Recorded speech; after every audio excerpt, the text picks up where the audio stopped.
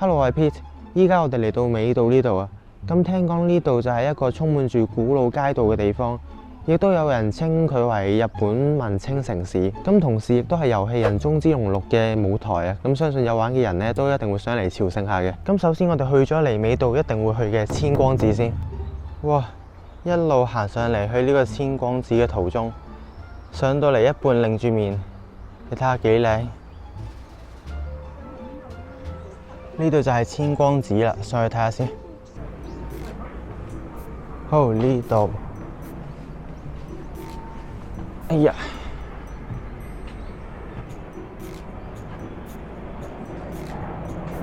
哦，上到嚟呢度參拜嘅地方，睇到嘅風景更加廣闊啦。咁喺下邊呢，其實係可以搭呢個纜車咧。一路搭，跟住咧就去上邊呢度。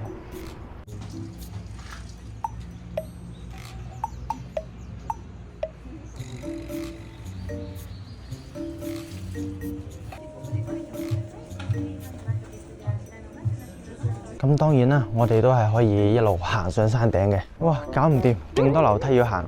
如果有老人家係要上嚟呢度嘅話呢，我真係建議直接去搭嗰個纜車上到最頂算啦。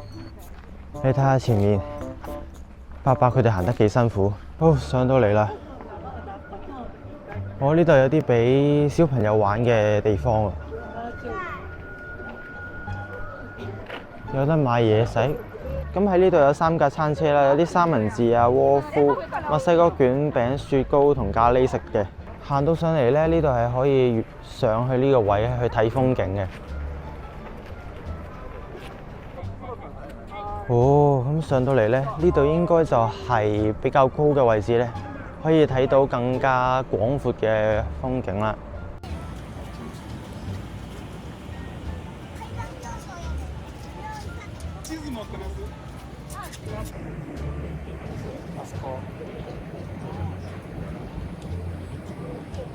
好，喺離開之前講一講先。咁千光寺咧就係建於呢個806年。咁喺千光寺裏邊有賣好多唔同御守啦，有祈求交通安全、家內安全、學業啊同埋姻緣嘅御守嘅。咁我哋依家咧就去埋呢個貓之細道先。喺依家行落去呢個方向嘅途中咧，依家先發現到咁得意嘅呢嚿木咧，你睇下，好似一隻嘢咁嘅喎，有嘴啦，有眼啦，有身有腳咁樣。呢度就係貓之細道。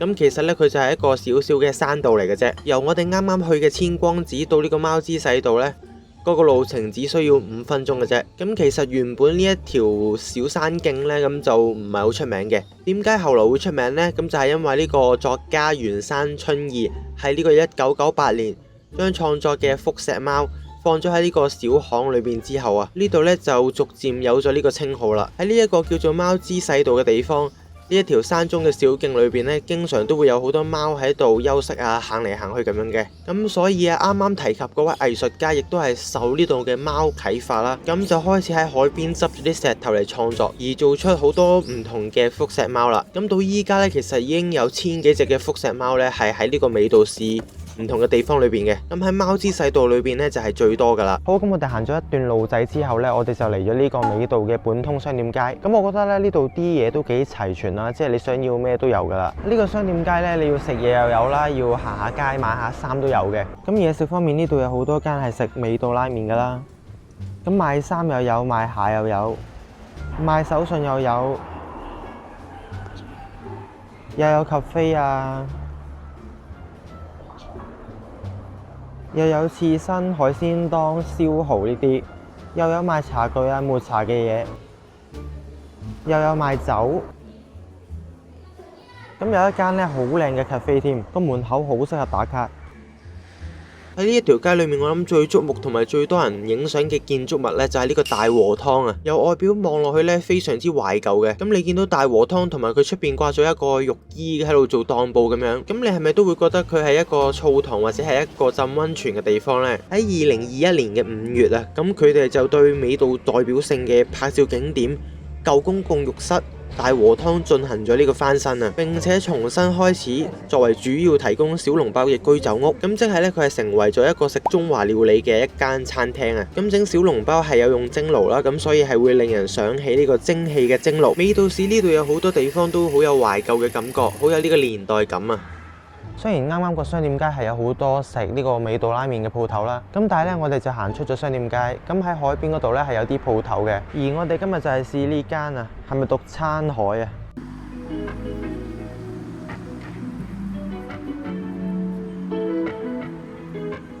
美道拉麵係美道好出名嘅嘢食啦，咁佢係用醬油湯底嘅，裏邊咧你見到有好多豬背脂啊，即係豬嘅肥豬油啊。咁首先佢個湯咧係真係好濃味嘅，飲到唔係淨係得醬油嘅味道啦，咁係有少少鮮味嘅。咁面頭塊豬肉就普普通通有肥有瘦咁樣啦，咁然後麵質咧佢係幾彈嘅，我反而係幾有驚喜。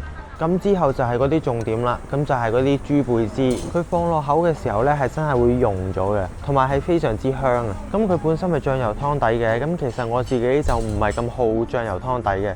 咁但係如果你連埋嗰個豬背脂一齊擺落口呢，佢豬背脂呢係會令到成個湯更加香啊，咁就會好食咗咯。咁如果唔係呢，對我嚟講我就覺得一般嘅。喺走之前呢，我哋去食個雪糕先。冇錯，就係喺翻呢個本通商店街裏邊啊。咁呢一間呢，就係專門做紫薯嘅嘢嘅，有紫薯蛋糕啦、紫薯雪糕等等。咁我望呢，就覺得佢呢個紫薯雪糕好似好好食咁所以呢，就吸引咗我嚟買啊，就係呢個啦。咁我哋試下先。超濃郁嘅紫薯味，但係佢又唔會係過甜咯。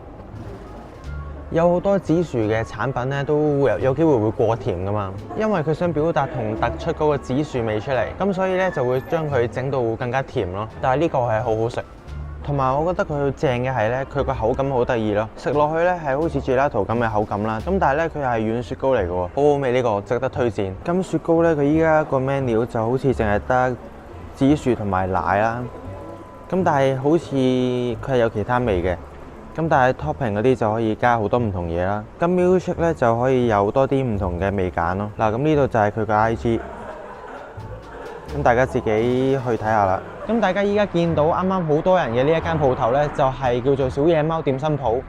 咁佢嗰個布甸咧係好出名嘅，咁亦都係喺呢個人中之龍錄咧係出現過嘅。咁所以係咪咁樣而出名，我唔知道。可能佢本身嗰個布甸就好出名啦，再加上喺隻遊戲度有出現啦，咁所以就更加出名。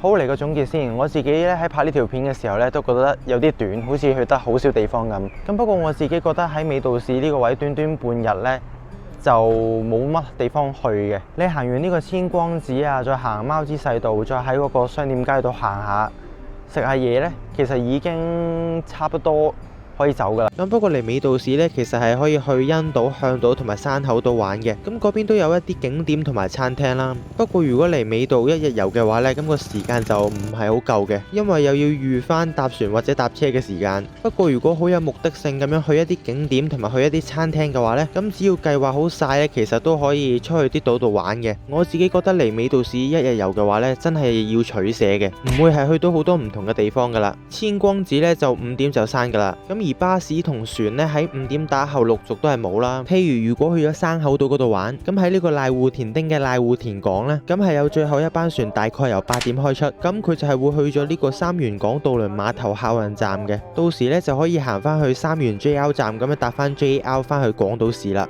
美道呢個地方呢，如果你好似我咁住喺廣島市嗰度呢，其實對我嚟講嗰個距離係幾遠嘅。咁所以如果你要預翻嚟嘅時間同埋翻去嘅時間呢，咁你個一日遊呢喺呢度玩其實就好短時間嘅啫。咁我覺得如果你真係好想嚟嘅話呢，如果你預2日1夜呢係不錯嘅，咁個時間就好充足啦。不過點都好啦，希望大家中意呢條片，中意呢條片嘅就俾翻個 like，有乜想講可以喺下面留個 comment，同埋記住訂閱我個 channel。咁我哋下條片翻嚟再見，係咁先，拜拜。